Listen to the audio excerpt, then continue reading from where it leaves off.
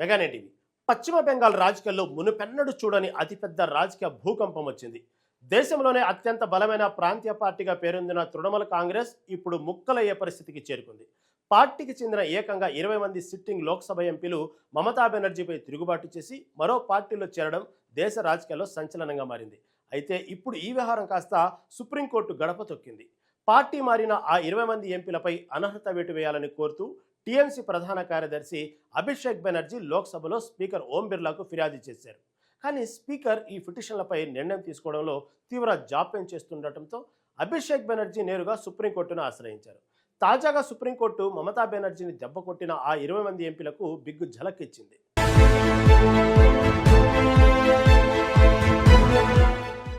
పశ్చిమ బెంగాల్ ఎన్నికల్లో తృణమూల్ కాంగ్రెస్ అనూహ్యంగా ఎదుర్కొన్న పరాభవం ఆ పార్టీలో అంతర్గత కుమ్ములాటలకు దారితీసింది. అధిష్టాన వ్యవహార శైలిపై తీవ్ర అసంతృప్తితో ఉన్న సీనియర్ నేతలు ఒక్కొక్కరుగా గళం విప్పారు. ముఖ్యంగా టీఎంసీకి చెందిన 20 మంది లోక్సభ ఎంపీలు ఒకేసారి తిరుగుబాటు బావుట ఎగరవేశారు. సుప్రీంకోర్టు నోటీసులు జారీ చేసిన ఈ 20 మంది ఎంపీల జాబితాలో బెంగాల్ రాజకీయాల్లో ఎంతో పలుకుబడి ఉన్న నయాని ఘోష్, కాకోలి ఘోష్ దస్తీదార్, సుదీప్ బంధ్యోపాధ్యాయ్, శతాబ్ది రాయ్, ప్రసూన్ బెనర్జీ, అరూప్ చక్రవర్తి, దీపక్ దేవ్ అధికారి, మాజీ క్రికెటర్ యూసఫ్ పఠాన్ లాంటి బడా నేతలు ఉన్నారు. వీరంతా టీఎంసీని వీడి మే నెలలో త్రిపురకు చెందిన Nationalist citizens party of India అనే ఒక చిన్న పార్టీలో చేరిపోయారు. లోక్సభలో తమను ఎన్డీఏకు మద్దతిస్తున్న ఎన్సీపీఐ ప్రత్యేక గ్రూపుగా గుర్తించాలని వారు స్పీకర్ ఓం బిర్లాను కోరారు. ఈ పరిణామం మమతా బెనర్జీకి కోలుకోలేని రాజకీయ దెబ్బని చెప్పాలి.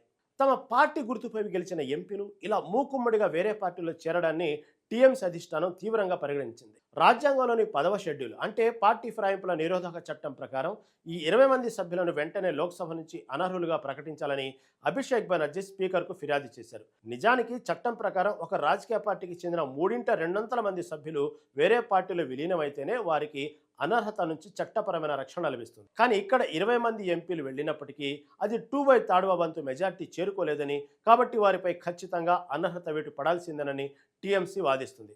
అయితే స్పీకర్ ఓం బిర్లా ఈ అనర్హత పిటిషన్లను పెండింగ్లో పెట్టారు. పైగా ఆ రెబల్ ఎంపీలకు పార్లమెంట్లో ప్రత్యేక సీటింగ్ బ్లాక్ కూడా కేటాయించారని విమర్శలు వచ్చాయి.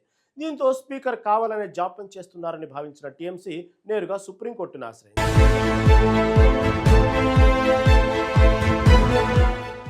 అభిషేక్ బెనర్జీ దాఖలు చేసిన రిట్ పిటిషన్పై భారత సర్వోన్నత న్యాయస్థానం విచారణ చేపట్టింది.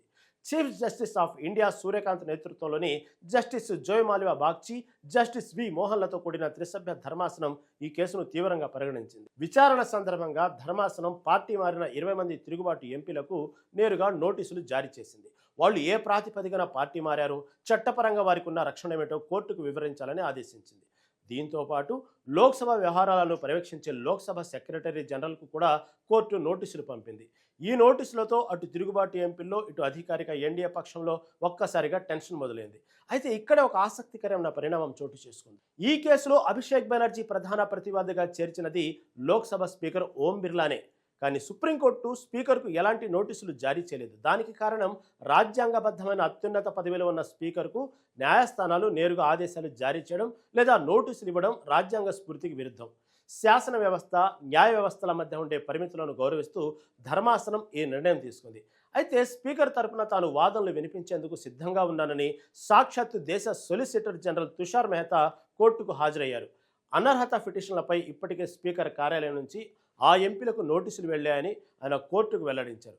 దీనిపై జస్టిస్ బాగ్చి స్పందిస్తూ రాజ్యాంగబద్ధమైన అధికారికి ఆదేశాలు జారీ చేయడం మా ఉద్దేశం కాదు, కానీ అనర్హత లాంటి కీలక విషయాలపై ఒక నిర్దిష్ట కాల వ్యవధి ఉండాలన్నదే మా ఉద్దేశమని చాలా స్పష్టంగా వ్యాఖ్యానించారు. అంటే స్పీకర్ ఇక ఈ వ్యవహారాన్ని ఎక్కువ కాలం నాంచడానికి వీల్లేదని కోర్టు పరోక్షంగా చురకలంటించింది. రాష్ట్రాల్లో ఎమ్మెల్యేలు పార్టీ మారితే ఒక లెక్క, కానీ ఏకంగా 20 మంది లోక్సభ ఎంపీలు దేశ రాజధానిలో జంప్ అవ్వడం. రాష్ట్రాల్లో ఎమ్మెల్యేలు పార్టీ మారితే ఒక లెక్క, కానీ ఏకంగా 20 మంది లోక్సభ ఎంపీలు దేశ రాజధానిలో జంప్ అవ్వడం, దానికి సుప్రీంకోర్టు ఎంట్రీ ఇవ్వడం అనేది రాబోయే రోజుల్లో దేశ రాజకీయాల్లోనూ న్యాయ వ్యవస్థలోనూ ఒక బెంచ్ మార్కు తీర్పుగా మిగిలిపోయే అవకాశం ఉంది. ఎంపీల అనర్హతపై స్పీకర్ ఎలాంటి నిర్ణయం తీసుకుంటారో, సుప్రీంకోర్టు తదుపరి విచారణలు ఏం తేల్చుతుందో వేచి చూడాలి.